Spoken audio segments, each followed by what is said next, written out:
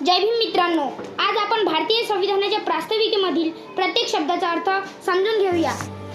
आम्ही स्वातंत्र्यापूर्वी आपण एकत्र नव्हतो, विखुरलेले होतो. संविधानाने मिला आम्ही केले. भारताचे लोक विविध वतने, राज्यांची स्वतंत्र राज्ये, वेगवेगळे व आपापले भूभागाचे लोक एकमेकांना एकाच देशाचे समजत नसतात. यांना संविधानाने एका देशाचे म्हणजेच भारताचे नागरिक म्हटले आहे.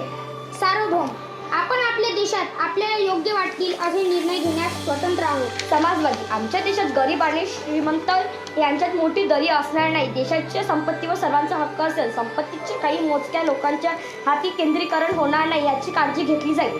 धर्मनिरपेक्ष, विविध धर्माचे लोक असणारा देश चालवताना मात्र शासनातील व्यक्तींना काम करताना कोणताही धर्म असता कामा नये. कोणत्याही एका धर्माला राज्याचा धर्म मानला जाणार नाही. धर्म हा व्यक्तिपुरता असावा, तो रस्त्यावर आणू नये. लोकशाही गणराज्य, लोकांकडून मतदानाद्वारे निवडलेला प्रतिनिधी या राष्ट्राचे काम पाहिजे. लोकांच्या मतालाच प्रचंड किंमत असेल. लोक ठरवतील त्यांची स्कीम लोकांचे भले करण्याचे काम करण्यासाठी निवडली जाईल. घडवण्याचा, वरीलप्रमाणे असणारा असा देश निर्माण करण्याचा. सामाजिक न्याय, व्यक्तीमध्ये जात, धर्म, वंश, भाषा, प्रदेश, जन्मस्थान किंवा लिंग यावर आधारित कोणताही भेदभाव केला जाणार नाही. माणूस हा म्हणून सर्वांना दर्जेसारखाच असेल. अस्पृश्यतेसारखी बहिष्कृत वर्गासारखी परिस्थिती निर्माण न होऊ देणारा. आर्थिक न्याय, कोणाही एकाच प्रकारच्या कामासाठी समान वेतन मूल्य दिले जाईल. देशातील प्रत्येकाला कोणत्याही भेदभावाशिवाय आपल्या आवडीप्रमाणे उपजीविकेचे साधन मिळण्याचा हक्क असेल. राजनैतिक न्याय, लोकशाही प्रक्रियेत महिला, पुरुष व अन्य लिंगी व्यक्तींना व प्रत्येक घटकास निवडणूक प्रक्रियेत आपला सहभाग नोंदवता येईल व त्याला त्याचे मत देण्याचा व निवडणूक लढवण्याचा अधिकार असणार. विचार स्वातंत्र्य, देशातील नागरिकास स्वतंत्रपणे विचार करण्याचे स्वातंत्र्य असेल. त्यावर कोणाचाही अंकुश असणार नाही. अभिव्यक्ती स्वातंत्र्य, प्रत्येकास आपला विचार मांडण्याची मुभा असेल. विचार मांडताना व्यक्तिद्वेष विचार नसतील तर त्यावर कोणाचेही बंधन नसेल. लिहिणे, बोलणे, सादर करणे यांचे स्वातंत्र्य असेल. विश्वास स्वातंत्र्य, प्रत्येकास आपण मानात असलेल्या मूल्यानुसार विश्वास ठेवण्याचे स्वातंत्र्य असेल. त्यावर कोणाचे बंधन नसेल.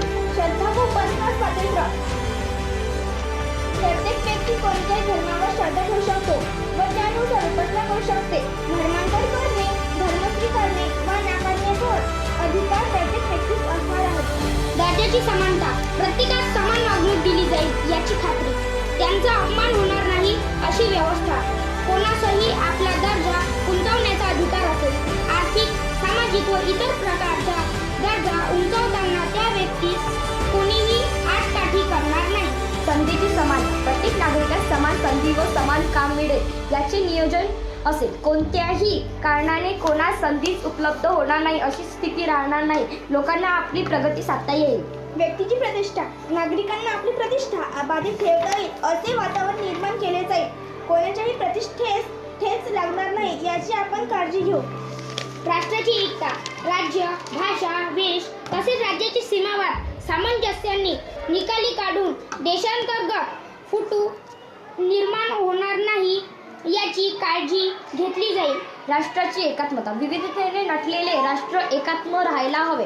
आम्ही एकमेकांमध्ये इतके मिसळून जावे की एकापेक्षा दुसरा वेगळा आहे असे चित्रही न दिसावे असे आश्वासन मिळाले. बंधुता, देशातील नागरिकांनी एकमेकांशी वागताना बंधुत्व भावनेने वागावे, जगावे. प्रत्येक व्यक्ती आपल्याच आहे ही भावना निर्माण व्हावी. प्रवर्धित करण्याचा, वरील सारे भारतात निर्माण करण्याचा. संकल्पपूर्वक निर्धार, मनामध्ये पक्का विचार करून ठेवून मनात नक्की करून आमच्या संविधान सभेत आज दिनांक 26 नोव्हेंबर 1949 रोजी याद्वारे हे संविधान अंगीकृत. भारतीय संविधान स्वीकारून अधिनियमित याबाबतचा नियम कायदा बनवून स्वतः प्रत अर्पण करीत आहोत. आशा आहे संविधान प्रास्ताविकाचे महत्त्व लक्षात आले असेल तर आता सर्व जनतेपर्यंत पोहोचवण्यासाठी प्रयत्न करूया.